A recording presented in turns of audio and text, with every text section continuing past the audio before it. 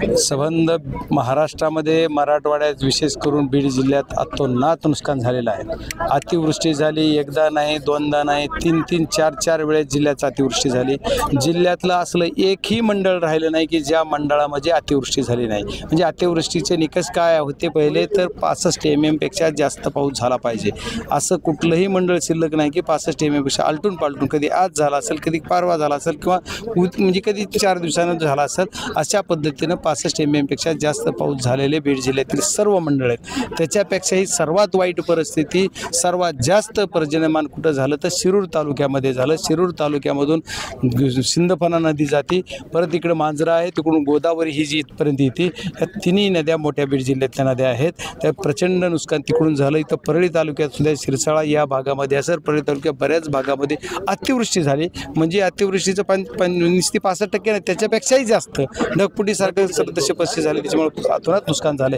आज इथल्या सुपीक जमिनी आहेत। आज मी सर्व शेतकऱ्यांना एकच आव्हान करणार आहे की तुम्हाला तुमच्या पिकाचे सरसगट वगैरे ही जी तुमच्या डोक्यात ते काढून टाकलं पाहिजे। आज शेतकऱ्यांनी, माझ्या शेतकरी बांधवाला मी सर्वांना आव्हान करू इच्छितो, सर्व शेतकऱ्यांना सरसगट पंचनामे झालेत असं गृहीत धरून सरसगट मदत द्यायचं शासनाने कबूल केलेलं आहे। त्याच्यामुळे आता त्याच्यावरला विषय संपला। कारण जर जेवढे मंडळ आहेत तेवढ्या मंडळामध्ये अतिवृष्टी झाली याचा अर्थ सरसगट मदत लागू झाली। दुसरा मुद्दा मी सर्वांना एक आव्हान करणार आहे, विनंती करणार आहे की ई पीक पाहणी जो विषय आहे, ती ई पीक पाहणीचा विषय 20 तारखेपर्यंत मुदत होती, पण ती मुदत आता आम्ही 30 तारखेपर्यंत मागच्या मीटिंगमध्ये सर्वांनी मागणी केली आणि ती वाढवून पण दिली। 30 तारखेपर्यंत ई पीक पाहणी करायची, पण आता कशाचं करायचं, पिकच राहिलं नाही। सगळी माती आहे, सगळा गाळ आहे, त्याच्यात काही सोयाबीन दिसत नाही, कपाशी दिसत नाही, कुठंतरी ऊसाचे वाडेवरी दिसतात। आज त्या पीक पाहणीत करणार काय? त्याच्यामुळे आमचं शासनालाही म्हणणं आहे, सर्व शेतकऱ्यांना म्हणणं आहे। तो मी आज माझ्याबरोबर अधिकारी सगळे नायब तहसीलदार आहेत, तलाठी आहेत, मंडळ अधिकारी आहेत, मी सर्वांना सूचना केल्या आहेत की यांचं सर्वांचं पीक पाहणी अहवाल न घेता तुम्ही सर्वांना विमा सुद्धा लागू करण्यासाठीचा एक प्रस्ताव मांडा आणि बीडमध्ये कलेक्टर ऑफिसला पण मी पत्र देणार आहे आणि सर्वांचा अहवाल पण तसा करणार आहे। आता इथं तहसीलदारांना पण बोललो, काल शिरूरच्या तहसीलदारांना, बीडच्या तहसीलदार सर्व जिथं जाऊ तिथं बोलतोय आणि त्याच्याप्रमाणे जेणेकरून विमा लागू होईल, ही पीक पाहणीच्या नंतर तुमचं पीक कोणचं होतं त्याच्यानुसार तुमचे नुकसान मिळेल। या सर्व गोष्टीच्या पद्धतीनं शेतकऱ्यांनी हे केलं पाहिजे। एवढ्यावर सुद्धा थांबता येणार नाही।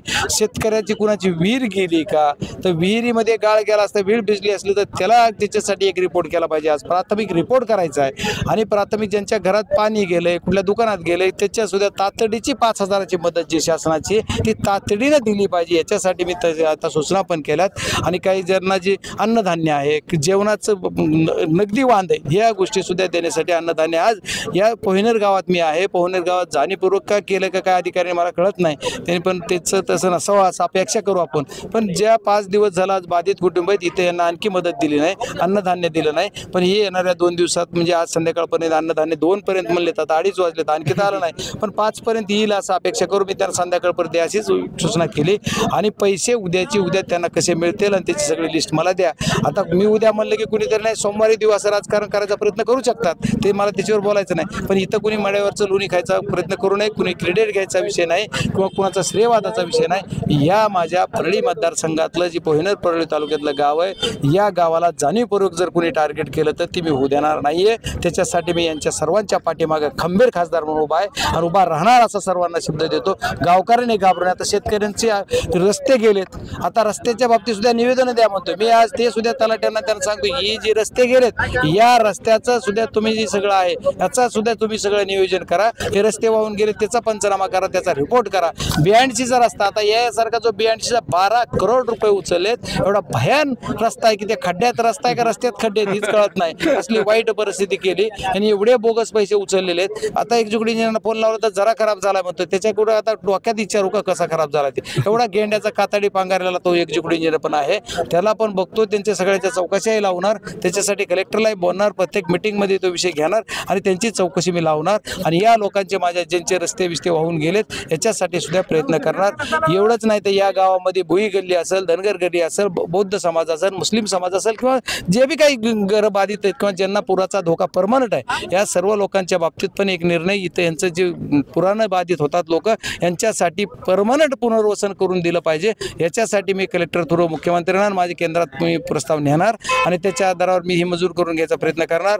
आणि एवढंच नाही तर मी भुई गल्लीत आता शब्द दिला आहे की जर समजा शासनानं नाहीच दिले, जाणीवपूर्वक मग टार्गेट करायचे की खासदार मी विरोधी पक्षाचा आहे म्हणून तसं होणार नाही असं अपेक्षा करू, पण जर केलंच तरी सुद्धा भुई गेले त्या सर्वांना घरं मी माझ्या पदरून बांधून देणार, पण देणार असा शब्द तुम्हाला सर्वांना. बाप्पा, ज्या पद्धतीनं आता गावकऱ्यांची एक तक्रार आहे की जे खरडून गेलेलं शेत आहे त्यामध्ये पोहनेर गावाचा उल्लेख केलेला नाही असं गावकऱ्यांचं म्हणणं आहे. नाही, मी आता मला ते कळलं, पण मी जे सगळ्यांच्या एकदा माझे सर्वांना विनंती आहे की प्रत्येक जण इंडिव्हिज्युअल विषय बोलून सही करू नका.